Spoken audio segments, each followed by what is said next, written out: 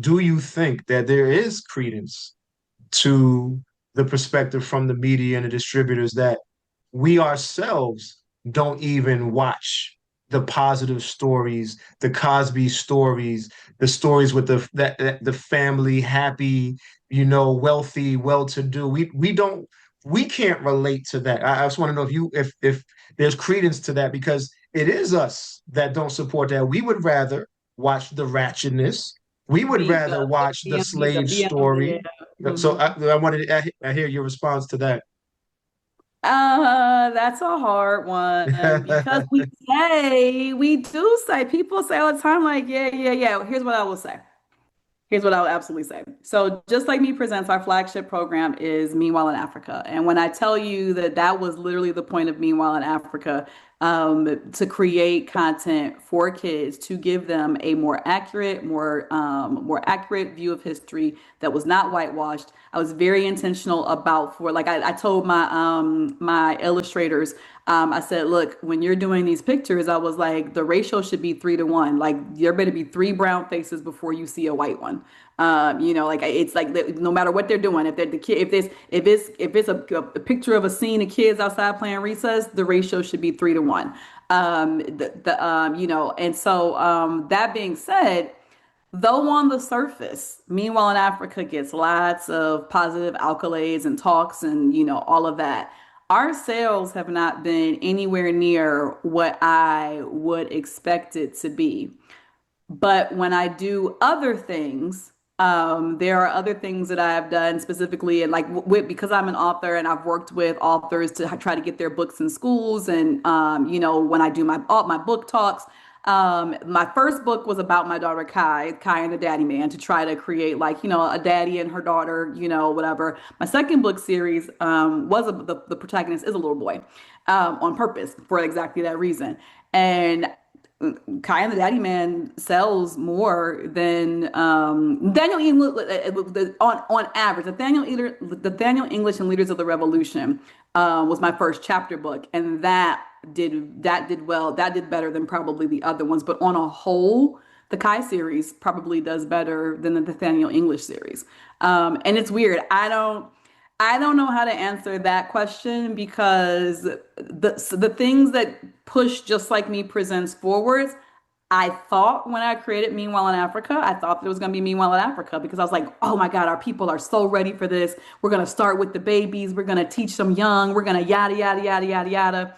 And, people have responded, but not in the way that I thought they would. Not in the way that they respond to some of the other things that I've done in the past, which is odd to me. Um, so yeah, I can say, and I keep hoping. You see how I worded it. I just have to find my people. I just keep thinking I haven't figured out the algorithm yet. Like I'm telling myself, probably a little bit delulu, that the reason is that I just haven't found the right people on the algorithm yet. But I do wonder sometimes if we are so conditioned to because of what they feed us, we don't give anything else a chance. And I think that plays a lot. It plays a little bit into it. It is weird. There's another book that I read. 'Cause I read a lot in my spare time, and it was a book about like what it takes to overthrow a revolution when the oppressed have been pushed down for so long and mind screwed, and spoon fed this, like you can't, because they can't, like my hooked up for Just Like Me presents is, if our kids can see it, they can achieve it. And when as media you don't show what we can achieve, they don't believe it. So then if there's 15 options and only one of them shows a positive experience for a black person and all the other ones then the positive one becomes the unrealistic one. The positive one becomes the one, and that's not real. The positive one becomes, I don't want to watch that. That's boring. How do you know? Because you won't watch it. But there's literally 14 other more heavily promoted ones that promote the status quo, and you're up against that in a sea of ratchetness. um Yes. I think there's absolute truth to that. I can't even lie, like that has also kind of experience. I still have hope, Oh I yeah. still have hope, but so I continue to push forward, but that has absolutely been my experience, and I wish it wasn't that way. Well, Michelle, I want to invite you. I'm sorry, Dr. Dennis, I'm gonna pass it on to you. Michelle, I want to personally, as the incoming CEO for Black Education Station, extend an invitation for you to have some of your content on our network.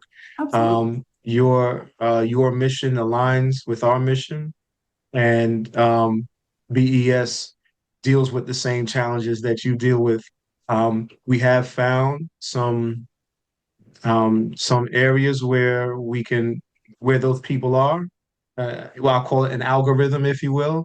Mhm. And so hopefully we can leverage that when it comes to working with you as well. Okay. Absolutely. Dr. Dennis, you had something you wanted to say? I wanted to add that I think that the same way, Michelle, that you mentioned the Cosby Show, initially when it came out, we had a lot of Black people that did believe that that was real. That there Mhm. was this whole big thing about how could you have a a parent who's a doctor and a parent who's a lawyer in the same household in Brooklyn.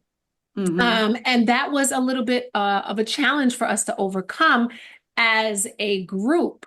But I also think that, like you mentioned, by seeing themselves like in a different world, for example, that when I was in college, everyone I knew that was Black watched A Different World. It was like because we were in college, we did see ourselves. So I think the lack of options available is really more the issue. I think that if we had more options available to choose from, that Mhm. we perhaps would not lean towards the ratchet. We lean towards that because that's what they give us. That's what they give us. That's Absolutely. what's promoted. So Yeah. it's not that because all of us can respect and honor quality material. We Mhm. were all teachers.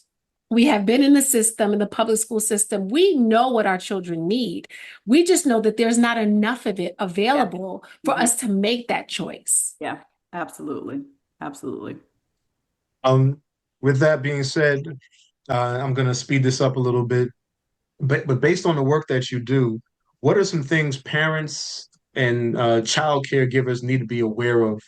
And anything in addition to that you have mentioned already, what do they need to be aware? What do we, I'm gonna include So myself, I'm need to actually, be yeah, so aware? I'm actually about to do a series on this on TikTok. I was thinking about this on a drive from up to Cleveland one day, like this last weekend.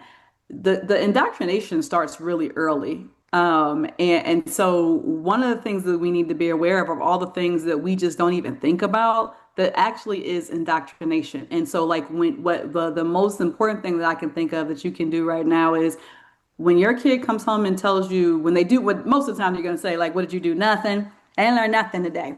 But when they do come home and tell you they learned something, listen to what they say.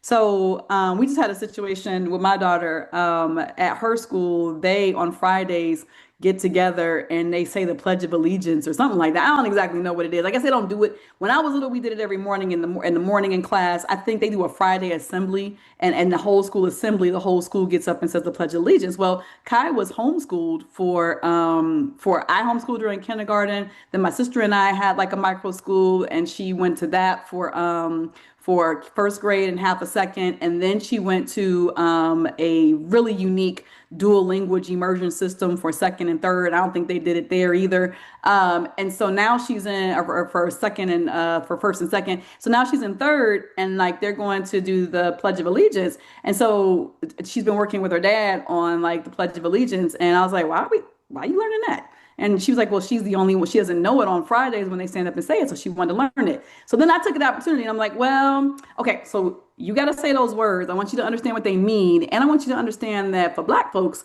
we don't really be pledging allegiance to the flag. And she's like, well, why? What is it? So we had to go through the whole like, well, pledge allegiance means like we standing up and we saying we're committing ourselves to that flag. I said, but they don't, the flag hasn't really been really nice to Black people. I said, there's been a lot of things. So we had to have a whole conversation.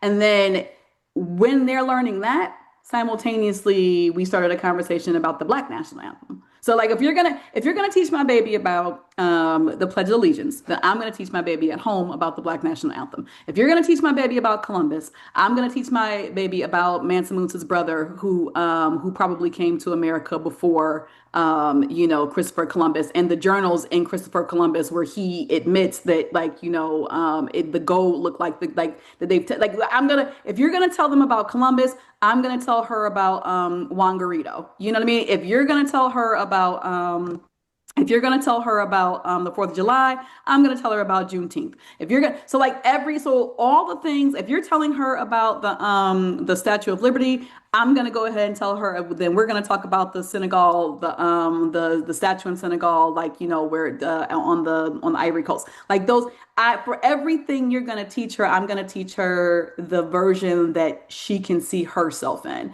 And in that way, you can kind of counter, as long as you're, because what happens is we do these things, these American things. These American things are very specifically cultivated and taught to get us to believe like we are part of a system that quite honestly does not want us. So imagine then becoming of 18 years old and experiencing true racism for the first time, but you have been indoctrinated to love this country and believe that, well, I'm an American and I have all the same rights and things that you do, and I can do. And the reality is, we all know that's not true.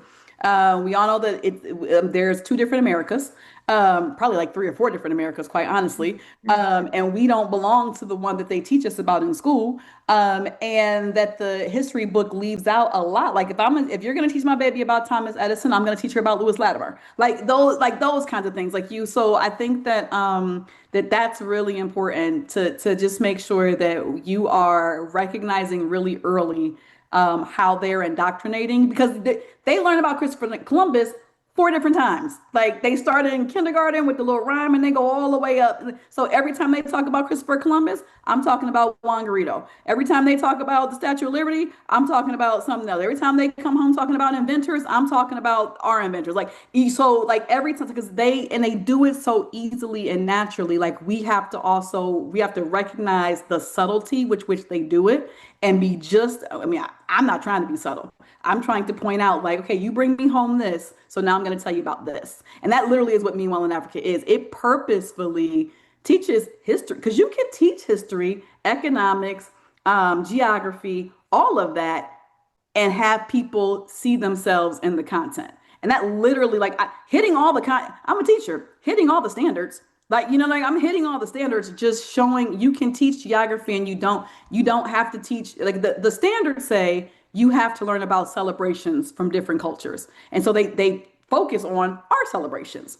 You can teach that standard and teach different celebrations. So like it's one of those type deals. So I'm not sure I remember exactly what your question was. I think I went off on a tangent. No, no, you did not. The question was, what do parents and child caregivers need to be aware of? Yeah. And you basically said the indoctrination.